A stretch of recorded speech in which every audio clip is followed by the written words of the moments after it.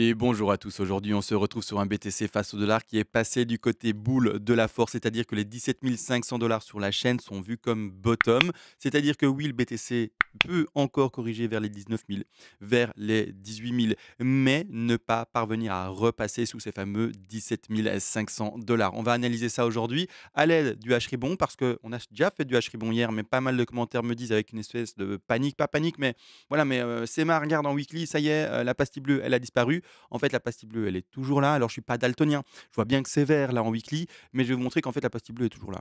C'est pas plus compliqué. Vous allez voir. Vous allez comprendre juste après quel teasing pour garder l'audience. C'est incroyable. Quelle rétention d'audience. C'est fou, hein. Malgré tout, ce qu'on va faire également aujourd'hui, c'est pardon, du MACD. Et là, pas dans la configuration weekly, mais on va passer pour travailler le MACD en monthly. Je vais vous montrer en fait qu'est-ce que j'attends sur la lecture du MACD pour également avoir une indication boule supplémentaire. Vous le savez, il y a des indicateurs qui sont encore verts, il y a des indicateurs pardon, qui sont peut-être maintenant boule. Il y a des indicateurs qui sont au moment du switch, d'accord, qui sont au moment de transition. Et on va regarder en fait sur le MACD qui n'est pas encore boule, d'accord, attention en monthly. Eh bien, je vais vous montrer, mais qu'est-ce que j'attends? J'attends quoi pour dire ça y est, le MACD il est boule et cette confirmation-là est assez puissante également, d'accord? Ça va être la suite. Premièrement, on attaque sans transition le H-Ribon et d'ailleurs également de l'Elotwave aujourd'hui, hein, bien entendu. L'Elotwave, ça sera dans toutes mes vidéos, bien entendu.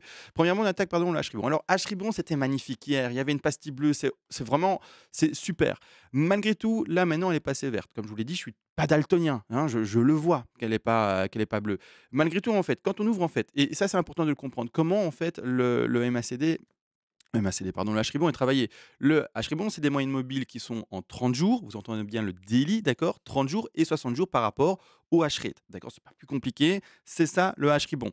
Maintenant, la chose, c'est que quand on va passer dans en fait la time frame qui est utilisée par l'indicateur, d'accord? Donc on va passer sur du daily, d'accord? On va faire ça maintenant ensemble. Eh bien, la pastille bleue, elle est là, d'accord? Et la pastille bleue, elle va pas disparaître. Le jour, il est validé. La pastille bleue, elle a été posée. Il n'y a pas de je retire la pastille bleue. Alors pourquoi est-ce que du coup moi, maintenant, je m'exprime avec du weekly ou du monthly, et cetera? C'est parce que parfois, d'accord, la pastille bleue ne s'indique pas, d'accord? Malgré le fait qu'on soit passé en marché boule. La pastille bleue, par exemple, hein, pour montrer l'exemple, d'ailleurs, on va passer en weekly. Eh bien, ne s'indique pas, d'accord, alors je dézoome, ne s'indique pas sur j'essaye de montrer l'endroit, sur le dernier bottom en weekly, d'accord, qui s'est montré ici, d'accord? Donc ici, on est en année de 2018 vers 2019, donc décembre, janvier d'année 2019 et la pastille bleue en weekly n'a pas eu lieu. Donc quand j'ai fait ma vidéo du 25 avril, donc vous retournez dans quelques mois, passés, j'insistais sur le fait qu'en weekly, par exemple, il fallait d'office et sûrement, en fait, lire le croisement, vous voyez, de la zone rouge qui passe à la zone verte transparente, translucide, d'accord? Et c'est ce croisement-là que je mets en évidence. Si elle a pastille bleue en plus, c'est du bonus. Mais la chose, c'est que là, actuellement, on est bel et bien en weekly et également en train de valider eh bien, ceci. On est dimanche soir, donc il me reste quoi là maintenant c'est vers 2 heures du matin, il me semble, la clôture du cours. Il me reste ici maintenant même pas 5 heures, 5 heures, allez, 6 heures même pas, de transition. Donc on y est, d'accord? Il y a très peu de chances que ce croisement qu'on va appeler Golden Cross ici, en l'occurrence sur le H-Ribon, disparaisse en weekly. Et c'est pas grave qu'il y ait plus cette pastille bleue. Parce qu'en fait, comme je l'ai montré juste avant, ça se travaille pour lire réellement les choses, d'accord, vraiment très théoriquement, eh bien, ça se travaille en daily. C'est tout, ça se travaille en daily, en 60, 30 jours et c'est la time frame daily qui prévaut surtout. Donc ici, par contre, on retourne sur le moment où il n'y avait pas eu cette fameuse pastille bleue en weekly. Eh bien, qu'est-ce qui s'est passé? La pastille bleue, elle est bel et bien là en daily, d'accord? Alors désolé du coup pour hier, je suis vraiment désolé. J'ai peut-être pas été assez complet, j'ai peut-être juste moi également fait un peu de cafouillage, mais en fait, la vraie chose, c'est le daily, la pastille bleue, elle est là, elle est affirmée. Oui, en weekly, elle a disparu. C'est pour ça que j'insistais le 25 avril de surtout lire en fait le croisement des 2 moyennes mobiles 30 et 60 délices par rapport au H-rate pardon et qui surpasse pour moi même la pastille bleue quand on est dans des time frames différentes du daily. D'accord? Mais voilà, désolé du coup pour ce petit cafouillage, cette petite, mal interprétation du H-Ribon peut-être hier également, mais c'est vraiment ça en fait, d'accord? C'est juste la pastille bleue, elle est là, elle est affirmée, elle est écrite, elle ne disparaîtra pas, d'accord? C'est fini, elle est là la pastille bleue. C'est juste qu'en weekly effectivement, il y a des petites transitions et c'est pour ça qu'en weekly, je veux surtout lire en fait le croisement des 2 moyennes mobiles 30 et 60, d'accord? Et c'est tout, d'accord? Donc si je m'exprime par exemple en weekly qu'il n'y a pas la pastille bleue, mais que j'ai ce croisement ici, hein, on voit, j'essaie de zoomer dessus, mais que j'ai bel et bien ce croisement qui s'effectue, je serai quand même dans une configuration boule, malgré le fait qu'il n'y ait pas la pastille bleue en weekly. Parce qu'elle est là, en fait, la pastille bleue. Elle est en délit, elle ne disparaît pas, d'accord? Bon, ça c'est vu et ça c'est dit, d'accord? Donc en gros, on est boule par rapport au H-ribbon. Maintenant, on va passer sur, vous le savez, le petit MACD. Qu'est-ce que j'attends sur le MACD, d'accord? Alors le MACD, pas plus compliqué. Déjà, je remove, je bouge, eh bien, c'est affaire de H-ribbon et on va passer en monthly, d'accord? Monthly, boum, c'est parti. Le MCD, c'est également un même travail, c'est un peu plus complexe, mais entre guillemets, c'est également des moyennes mobiles avec une différence, et cetera. Bref, ceux qui veulent voir la formule de MACD, vous allez sur Google parce que c'est un peu plus complexe que juste 2 moyennes mobiles. Malgré tout, on lit des moyennes mobiles ici. Ceux qui n'arrivent pas du tout à interpréter ça, d'accord? Les barres vertes foncées, claires, barres rouges foncées et un peu plus claires, eh bien, sont en fait la distance qu'il y a entre les 2 moyennes mobiles qu'on peut ici indiquer. Donc ici, la bleue et l'orange. Est-ce que je ne vais pas les mettre un peu plus, je regarde mon retour écran. OK, je vais les mettre juste pour que vous puissiez mieux lire ça, et bien les mettre en plus épaisses. Est-ce que je peux? OK, super. Je les mets 2 secondes, excusez-moi. Je les mets juste en légèrement plus épaisse, comme ça, eh bien, la lisibilité est plus simple pour vous. Voilà, donc ici, c'est juste la différence et donc l'espacement entre les 2 moyennes mobiles qui s'indiquent, d'accord?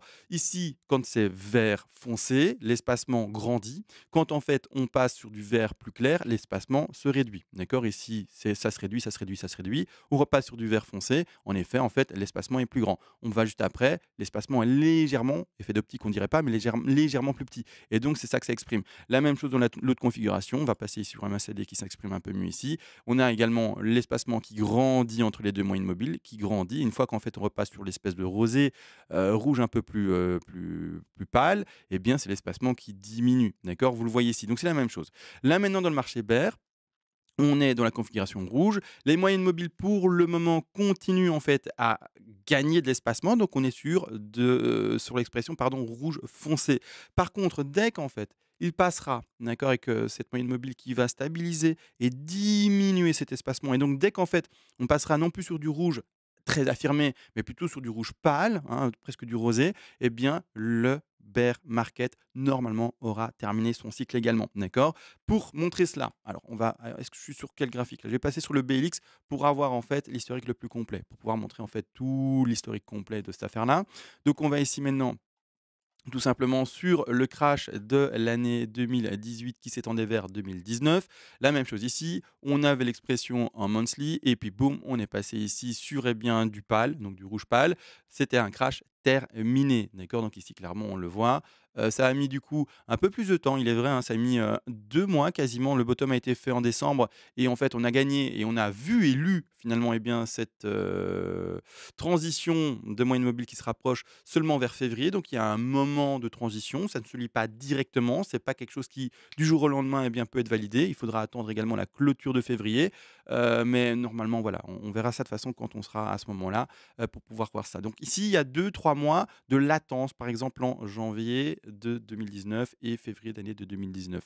On peut retourner maintenant un peu plus dans le temps. On va également dans, eh bien, ici, l'expression du crash de 2015 à 2016, la même chose, bottom connu juste avant et en fait, on fait la transition de la, couleur rouge foncé à couleur claire et bien seulement également 2 voire 3 mois si on compte en fait la clôture réellement de mars, pour vraiment valider et dire: «Ouais, voilà, on n'est plus sur du rouge, on est sur du vert», clairement par rapport à l'espacement et bien de nos 2 pardon, moyennes mobiles. Donc ici, la même chose et à chaque fois, eh bien, ça valide bel et bien un bottom connu. On n'a jamais fait de nouveau plus bas. On a peut-être été chercher des espèces de double bottom, mais jamais on n'a réécrasé le niveau précédent. Est-ce qu'il y a de l'historique plus ancien également? On va regarder là, malheureusement, non. Étant donné que c'est des moyennes mobiles sur des périodes, vous le savez, plus ou moins longues, hein. Donc ici, je vais remettre les périodes. Les périodes, elles sont indiquées ici en 12 et 26, donc il n'y a pas assez finalement d'historique que pour indiquer des moyennes mobiles qui peuvent pas s'exprimer vu qu'en fait, bah, le BTC il a une date de début et comme on est des early adopters, vous et moi, hein, c'est fou de l'entendre, mais vous et moi, on est des early adopters, on fait partie des premiers, d'accord, à avoir du BTC. Demandez dans votre entourage réellement qui en a, bah, en fait, ils sont peu, hein, d'accord. Après, si vous avez beaucoup d'influence et que tous vos potes en ont acheté parce que vous êtes merveilleux et que vous êtes le leader du groupe, OK, mais si vous allez dans un endroit, voilà, avec personne, entre guillemets, pour influencer comme vous l'êtes, eh bien, très peu de personnes vont vous dire: «Bah oui, moi j'ai du BTC», d'accord? Ou en tout cas qui sont vraiment investis. Peut-être qu'il a 10 € le gars en BTC, mais des vraies personnes investies qui ont vraiment investi, plus que 10 € hein, pour s'entendre, bah, il y en a très peu, d'accord? Très, très peu, hein. Donc on est early adopter et donc on doit jouer avec le peu d'historique qu'on a. Donc voilà, maintenant malheureusement je n'ai que 2 exemples pour les MACD parce que, bah, on n'a pas plus. On n'a juste pas plus, donc on peut pas faire plus, d'accord? C'est pas plus compliqué, par rapport à cela. Donc là, pour indiquer maintenant, eh bien, une indication supplémentaire au, bear market et donc un bear market terminé pour le bull. Vous l'aurez compris, c'est pas plus compliqué. On va pas non plus le faire pendant 4 heures. C'est juste cette transition de couleur, d'accord? Donc pour le moment, elle n'a pas lieu. Donc c'est pas un indicateur qui me donne un appui supplémentaire pour dire que le bull market a enfin commencé. Malgré tout, on l'attend, d'accord? On voit ici vraiment l'espacement qui grandit, grandit, grandit. On attend normalement une stabilisation, d'accord? Et puis par après vraiment, bah, une diminution, eh bien, de ce fameux espacement des 2 moyennes mobiles. Voilà ce que j'attends pour les MACD. Ça va être suivi, d'accord? Le jour où boum, eh bien, on aura la transition, j'en ferai une vidéo et on en parlera ensemble plus précisément. Maintenant, ce qu'on va faire, bah, c'est bien entendu aller sur, eh bien, les Eloutwave, pas plus compliqué, boum, c'est parti, on parle là-dessus. Rappelez-vous, on est sur un short, encore sur un short, on n'est pas sur autre chose. On va passer sur et d'ailleurs, je vais montrer, parce que je ne l'ai pas fait hier, je m'en suis un peu mordu les doigts. Je vais montrer le futur trade qu'on va ouvrir, d'accord? Donc le premier trade, c'était le short ici, magnifique trade dans cette zone rouge que l'on voit ici entre les 25 000 et les 23 000 $. Stop loss posé là-bas en haut. Maintenant, je rappelle, comme hier, placez-le en termes de step profit au moins. Ayez repris et on a replacé ensemble les take profit partiels pour ceux qui sont passés comme moi dans la configuration bull et au contraire, ceux qui se disent non CMA. Moi, j'ai envie d'en fait encore un peu rester bear et pour moi, c'est tout à fait possible de passer sous les 17 000 $. Pas de problème. Vous gardez votre short qui est indiqué et que d'ailleurs, bah, en fait, pour le moment, on est dans un short point, on n'est normalement pas encore dans une position de long, c'est-à-dire de pari haussier. Donc ici, gardez votre short et voyez juste des objectifs plus bas parce que vous avez peut-être d'autres analyses que moi, d'autres convictions, peut-être une lecture différente. Donc c'est pas grave. Gardez vos TP qui vont peut-être aux 14 000, aux 10 000 $, aux 6 000 $, mais jouez votre trade. Il n'y a pas de souci avec ça, d'accord? Voilà, vous devez jouer avec vous-même et être d'accord avec ce que vous faites. Ne soyez pas influencé par quelqu'un d'autre aveuglément, d'accord? Mais non, n'empêche, nous on est passé enfin sur ce bear market qui est terminé, ce qui n'empêche pas de voir en fait la fin de pattern devoir se faire, d'encore et toujours être dans cette fameuse 5. Donc oui, on est encore sur un écrasement maintenant, qui normalement devrait, selon les objectifs, nous amener à 18 000 $, mais normalement ne pas réussir à faire un plus bas par rapport à la 3. Et donc ça s'appelle une 5 en tronqué. D'accord? C'est fin de pattern de crash, 5 en tronqué potentiel, et par après, bien, en fait, on rebondit. Si on devait aller plus bas, ben, en fait, c'est que la 5, elle va réécraser, et elle va aller plus bas que sa 3 et chercher, je sais pas moi, les 14 000, les 10 000 ou quoi. Mais non, pour le moment, en tout cas, nous, on part vraiment sur le principe qu'on va, eh bien, seulement écraser vers les 18 000 $ pour notre petit BTC. Mais non n'empêche, avant de parler du futur trade, qui sera l'ouverture d'un long, d'accord? Et d'ailleurs, ceux qui connaissent les coups de couleur, vous le voyez, où est-ce qu'il est le long, c'est pas plus compliqué. Mais n'empêche, nous, on va zoomer là-dessus, on va regarder ce qu'on fait. Alors, on passe en 4 heures et on va regarder ça. Le rebond est normalement attendu dans cette zone-ci. Alors hier, j'ai un peu zappé également, j'avais mis la zone comme indiqué ici, mais j'ai pas mis le Fibo, je vous ai pas expliqué en fait la quête, comment on l'a travaillé, donc félicitations CMA. La pédagogie se perd apparemment, hein, clairement, ou en tout cas la mémoire par rapport à la vieillesse, eh bien, disparaît petit à petit. Mais la chose est qu'en fait, on va jouer ceci. Et un rebond qui va chercher ces 38 à 52 de Fibonacci. Je rappelle pourquoi. Parce que le rebond de 2 est faible. D'accord? Il n'atteint pas ces 50 à 61,8 de Fibonacci de retracement. Donc, on va avoir un rebond de 4 qui sera plutôt fort entre les 38,2 et 50 de Fibonacci. D'ailleurs, désolé pour les débutants, c'est un peu compliqué, j'en ai conscience. Si vous voulez vraiment en fait vous former un peu plus, j'ai fait ici, vous le voyez d'ailleurs, il défile un PDF pour vous. D'accord? Vous faites une donation pour aider la chaîne parce que vraiment ça permettra à la chaîne de rester, bah, c'est bête, mais indépendante. J'ai pas envie de faire de partenariat avec des gens, quoi que ce soit. J'ai vraiment envie d'être juste neutre, pas être influencé par qui que ce soit ou quoi que ce soit. Donc voilà, donc merci pour les donateurs. Les premières donations vous permettent d'avoir le PDF qui a défilé et également les énormes donateurs. Ceux qui sont fous, hein, ceux qui ne comptent plus leurs sous, vous pouvez faire des énormes donations, bien entendu. Et ceux qui font les plus grandes donations, eh bien, vous avez le droit, bien entendu, au PDF et également à une analyse à la demande sur l'actif spéculatif de votre choix, qu'il soit crypto-monnaie ou pas, d'ailleurs, crypto. Ça peut être Facebook, ça peut être Airbus, ça peut être ce que vous voulez. Je le ferai en vidéo privée pour vous, avec plan de trading, bien entendu, et également d'investissement. D'accord? Donc là, tout a été dit. Merci aux donateurs, encore une fois. Maintenant, on attend n'empêche en fait le rebond normalement qui devrait aller retrouver ce top ici, c'est-à-dire c'est une nouvelle zone de short, d'accord? Donc ici, la zone se retrouve entre les 22 100 et quelques dollars et un peu plus ici les 22 600 dollars, d'accord? Donc là, c'est la future zone de short pour ceux qui voudraient jouer un dernier short, hein, peu importe, hein, ici clairement. Est-ce qu'on peut shorter en fait en daily, en weekly, en monthly ou également en horaire, d'accord? Donc on peut faire de l'intraday, on peut faire du scalping, on peut faire du swing, on peut faire ce qu'on veut, d'accord? Donc là maintenant, on attend le rebond pour aller là-bas en haut, l'ouverture du short short potentiel et enfin terminer, eh bien, l'objectif de la 5. L'objectif de 5 maintenant, un peu difficile à travailler parce qu'on n'a pas en fait la fin de 4. Pour le moment, on n'a pas encore écrasé le bas. D'ailleurs ici la 4, excusez-moi, je ne l'ai pas exprimée, je la lis comme une ABC en flat. Je vais vite l'expliquer. Ça j'ai pris ABCD, excusez-moi, c'est pour un triangle ABC en flat. Donc hop, A, B et puis C en flat, d'accord? Donc ici, je le mets de manière plus précise de cette manière-là, d'accord? ABC en flat, d'accord? On valide en fait la 4 et puis après normalement, on écrase pour la dernière 5. Objectif de 5 qui devrait réussir normalement à atteindre ces 18 000. Maintenant, ce qui serait parfait de chez parfait, c'est que le top de 4 termine seulement aux alentours des 38,2 ici, d'accord? N'enfonce pas plus, donc ouverture de short sur les 38,2 potentiels. Et que en fait, vous allez voir, c'est magnifique, on aille chercher avec la 5 son objectif des 261,8 de Fibonacci. C'est parfait, pourquoi? Parce qu'on va tomber, là, sur les 18 000, c'est-à-dire l'objectif attendu pour la correction de cette fameuse 5 également, d'accord? Donc ça serait juste parfait, d'accord? Ce serait parfait de chez parfait. Maintenant, si on avance un peu dans le travail et qu'on va pas trop sur les détails, j'essaie de faire vite vu qu'on a vu 2 indicateurs avant et que la vidéo va faire, peut-être 30 minutes. J'essaie d'être un peu plus rapide sur la fin. Là, le rectangle vert, bien entendu, c'est une ouverture de trade haussier, d'accord? Sur la chaîne, on est passé, en tout cas pour ma part, je suis passé boule. Donc je vais arrêter d'essayer de chaque fois shorter un marché qui est potentiellement boule.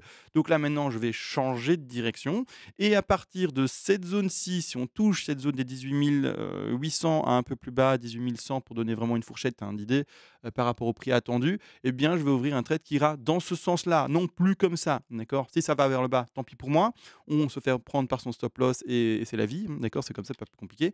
Mais c'est-à-dire que la configuration du futur trade, ça sera lequel?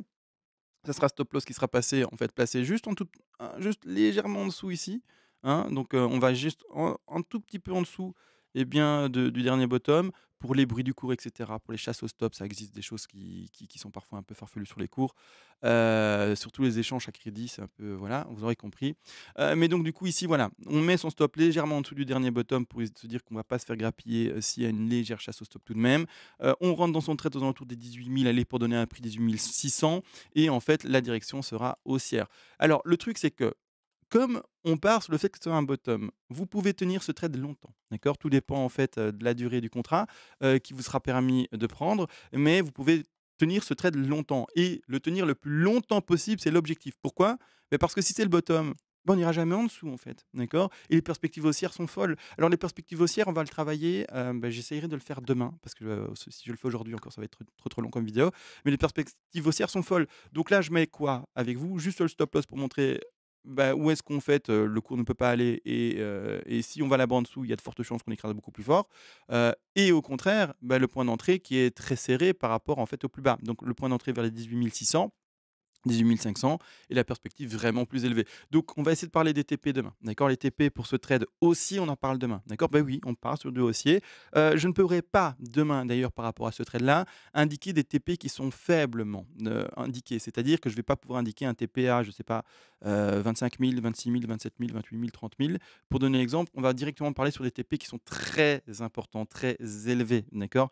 Parce que je n'ai pas encore en fait les premières vagues qui vont me permettre d'introduire des vagues de plus petit degré. D'accord? C'est-à-dire que moi ce que j'attends, alors je vais essayer de l'exprimer de manière assez propre parce que je vois que l'écran est pas top, mais vous aurez compris, fin de là-bas et pump de cette affaire là après, on l'espère. C'est-à-dire qu'en fait, je n'ai pas encore la première petite vague, une et voire même 2, pour pouvoir après trouver les TP par rapport à la 3, la 4, la 5, et cetera et cetera et le travail qui est possible après. En fait, pour pouvoir faire des trades de plus petit degré, en fait, il me faut les vagues de plus petit degré pour pouvoir travailler leur intensité par rapport aux extensions de Fibonacci, au retracement de Fibonacci. Là, je n'ai rien, d'accord? On est avant et tant que je n'ai pas, en fait, au moins un rebond significatif par rapport à une vague impulsive, c'est-à-dire un marché aussi indiqué, je ne peux pas, d'accord? Donc ici, demain, je précise, on va voir et comme aujourd'hui, le point d'entrée et des TP qui sont travailler par rapport aux vraies vagues et en fait aux seules vagues que j'ai pour le moment, c'est-à-dire c'était grande 1 et cette grande 2. Vous voyez ce que je viens d'expliquer en petit degré? Ce que j'ai expliqué en petit degré, je l'ai en grand degré en fait, une grande 1 et une grande 2, d'accord? Et donc là, je vais pouvoir travailler des objectifs beaucoup plus élevés. Mais c'est tout et uniquement ça, d'accord? Donc ça, je ne peux pas, voilà. Donc bref, ça on fera demain. Je pense que j'ai tout dit, tout vu, j'espère que ça a été clarifié pour le H-Ribbon. Le H-Ribbon s'exprime en 30 jours et en 60 jours moyenne. Il donne bien son indication en daily avec la pastille bleue, et la pastille bleue, elle est là, elle ne disparaîtra pas. C'est vrai qu'en weekly, elle n'est plus là, mais c'est pour ça que j'ai pris le temps, le 25 avril, d'expliquer pourquoi je voulais non pas forcément voir la pastille bleue, que la pastille bleue, c'était bel et bien un bonus. Et d'ailleurs, dans la vidéo d'hier, j'insiste, j'ai également dit le croisement et le bonus, la pastille bleue. C'est pas pour rien que je dis et le bonus, la pastille bleue, en weekly ou en monthly. Donc là, pour le moment, tout est bon, d'accord? La pastille bleue, elle est là. Elle a peut-être pour le moment disparu en weekly. Peut-être qu'elle ne sera jamais même là en weekly comme on l'a vu sur le cours. Eh bien, je vais le remettre devant vos yeux, hein. Je me prends un peu de temps en fin de vidéo parce que voilà. Là maintenant, voilà, on a fini la vidéo, mais du coup, je peux prendre le temps que je veux en fait enfin, sans gêner personne. Mais donc peut-être qu'elle n'arrivera jamais comme on l'a fait en année 2018 et 2019. Ici, vous voyez, sur le bottom, sur le cours, je précise, de Bitfinex. Elle est présente, par exemple, sur un autre cours qui sera, par exemple, ici, sur quoi là? Coinbase. Sur Coinbase, elle est présente, d'accord? Donc, c'est ça, d'accord? Faites attention, c'est vraiment, en fait, le délit et désolé pour le cafouillage d'hier si j'ai été mal interprété, d'accord? Sur ce, on se laisse et on se retrouve à demain. Ciao.